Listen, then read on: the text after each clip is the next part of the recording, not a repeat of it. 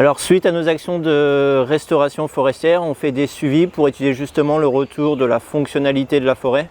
Donc on fait appel à différents bioindicateurs, donc on va suivre les êtres vivants parce que c'est eux qui vont conditionner le fonctionnement global de la forêt. Donc il faut savoir que la forêt, ça réalise un tas de services écosystémiques qui sont indispensables à la fois pour la planète Terre et pour l'humanité. Et ces services écosystémiques ils sont fournis par les interactions de toutes les composantes qui constituent une forêt, à savoir à la fois les végétaux, que ce soit les arbustes, les arbres, les herbes, que ce soit les micro-organismes, les champignons, les bactéries, ou que ce soit les animaux. C'est vraiment l'ensemble de cette composante qui vont faire que cette forêt est fonctionnelle.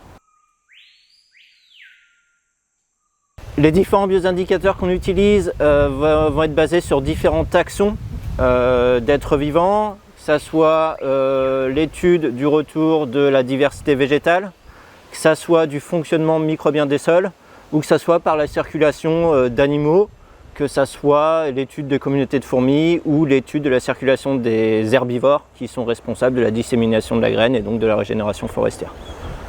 On mesure les activités microbiennes des sols via des mesures de dégagement gazeux en partant du postulat que plus un sol respire, plus il est constitué d'êtres vivants. Faire des mesures régulières de la qualité d'un sol via des études justement de dégagement gazeux entre le sol et l'atmosphère qui caractérisent un peu la vie microbienne des sols, c'est très important parce que le sol est à la base de toute vie, qu'elle soit végétale ou animale. C'est grâce au sol et à son fonctionnement par exemple que la matière organique va pouvoir se décomposer pour libérer les éléments minéraux afin de nourrir les plantes. S'il n'y a pas ce travail-là qui est fait par les sols, les plantations ne vont pas pouvoir se développer.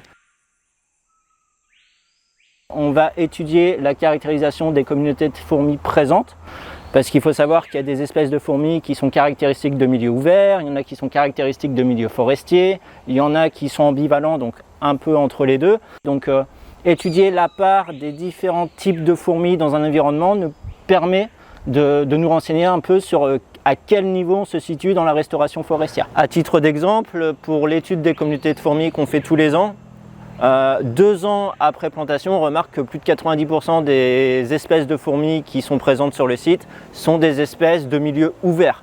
Alors que 5 ans après, on observe que plus de la moitié sont soit des espèces forestières strictes, soit des espèces forestières, on va dire, opportunistes. Donc on remarque vraiment un changement de la constitution des communautés au fur et à mesure que l'évolution de la forêt, au fur et à mesure qu'elle revient, quoi.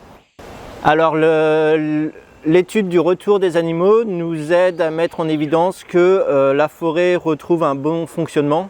Le retour de cette diversité végétale qui intervient, elle se fait principalement via les animaux disperseurs. Donc c'est pour ça qu'on étudie aussi le retour de la circulation des animaux dans ces environnements restaurés. Quand on fait des travaux de plantation, notre objectif c'est pas juste amener du matériel végétal, c'est que ce matériel végétal amené, il va attirer une biodiversité plus globale. En plantant des arbres qui vont faire des fruits, ça va attirer à la fois les animaux herbivores, les animaux frugivores. Donc ça va attirer un certain nombre de taxons animales comme les agoutis, comme les tapirs, comme les singes, etc. Et ensuite, ces animaux herbivores, ils vont aussi faire venir les prédateurs, que ce soit les pumas, que ce soit les jaguars par exemple en Guyane.